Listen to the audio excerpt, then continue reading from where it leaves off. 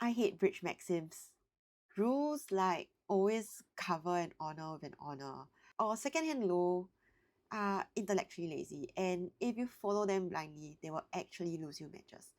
Today, I'm going to show you a hand where I broke all the rules and partner followed all the rules. And let's see what happened in the end. Imagine you're sitting north and declaring this 4 hearts contract. If you want the options right there, I don't think any explanation is needed except for, I guess, 2 clubs is forcing and 2 diamonds shows non-minimum. Now partner led the king of spades. Declare a duck this and I played the 6. This would be upside down attitude. Now partner switched to a heart, which declare cash the ace and king of hearts and then ruffed a spade. Now declare played the jack of diamonds out. Plan your play. Now, before I go into the analysis, that didn't actually happen. Let me tell you what really happened. So the auction was real. Partner did lead the king of spades, and he did switch to a small heart. But when Declare wanted to the ace, I threw away the queen. Now, when Declare cashed the king, I played the 5, and well, the same thing happened. Declare ruffed the spade, and then played the jack of diamonds out. Partner covered this with the queen. Declare wanted the ace, cashed the king of diamonds, and then played a 3rd diamond out, and diamonds broke. Now Declare played the 4th diamond out and pitched a club from the east hand. After that, Declare exited the king of clubs to north's ace and made their contract. So this was the hand in the end.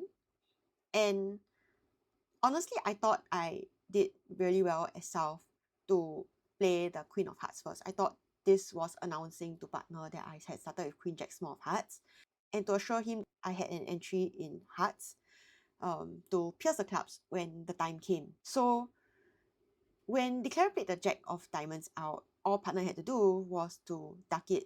And yes, the jack wins for free, and they can play the ace and king of diamonds, but I'll be able to ruff the 4th spade. And what can Declare do? Declare can pitch a club, but I'll still be able to play the clubs through, and we will have scored the ace and queen of clubs, the queen, well, the jack of hearts, and the king of spades, which he scored at trick 1. And that would have been 4 hearts down 1. Honestly, I think after I dropped the queen of hearts, there's no real way to get this hand wrong. Yeah, and partner just lapsed. It happens. He somehow in a moment thought that he needed me to have the 10 of diamonds. He didn't realize that I could ruff the 4th spade high, and then after that I can sling the clubs over and Declare can't do anything about it. I guess it just happens. So yeah, I guess this is a case of when covering an honor with an honor is wrong, when you know exactly what's going on. But now I want to bring your attention to the other hypothetical scenario, which is if I hadn't dropped the queen of hearts. So let's say I played the 5 of hearts first, and then on the second heart I played the queen to try to show queen jack or something, right? If that had happened, right, then I actually think that it is right to cover the jack with the queen. I mean, yes, I think it's a bit weird for Declare to be playing the jack out without the 10. I guess it's between playing him for like queen double turn or me for 10 double turn if that were the case. But given that partner had open, like I would think that the jack of diamonds play is really weird, like because that means that Declare is playing me for 10 double turn or something, right? Or a Chinese finesse, I guess.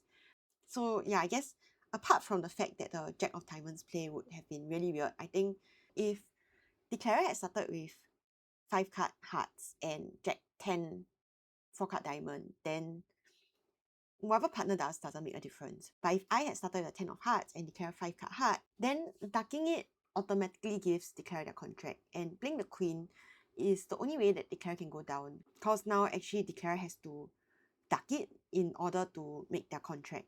Otherwise, they can't set up their diamonds. So I think that if partner didn't drop the queen at the start, then actually I think it's right to cover, because now, because you see, right, like on this hand, I dropped the queen because I wanted to show partner what I had, and like he just had to keep calm and take our tricks, right?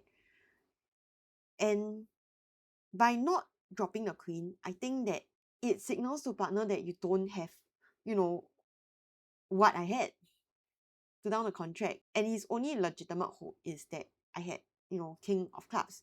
That said, it's not very likely because that requires me to have 5 card clubs and no king of clubs, and I didn't jump 3 club. So yeah, I guess it's not very likely, but I mean, it's still possible that I had the 10 of diamonds and declarer misplaced the hand.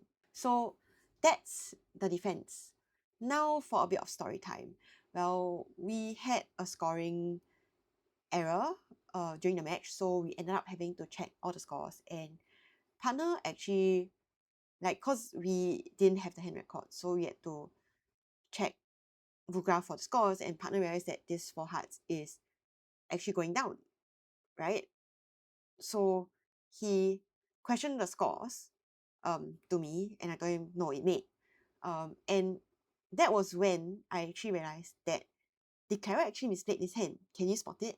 So actually on this hand, right, I had announced to the whole world that I had Queen Jack small of hearts. And Declara's only legitimate line to make was actually if he could pitch the club before I could rough in. So I felt that Declara's only hope to make this contract was actually to play partner for Queen Doubleton Diamond. Because like now, even if he can finesse the diamond, it's still going down. So I felt that he should have just played the legitimate line, which is just to cash the ace and king of diamonds, hope that North started with 4-2-2-5 shape, and then the contract will go down. So I realized this, and I did something which I don't normally do. And that was to, at the end of the day, I actually went up to the opponents and told them that they misplayed the hand. Now, I don't think this is very good etiquette, but for this pair in particular, I think they are actually a really strong pair. So I felt that they would appreciate this discussion.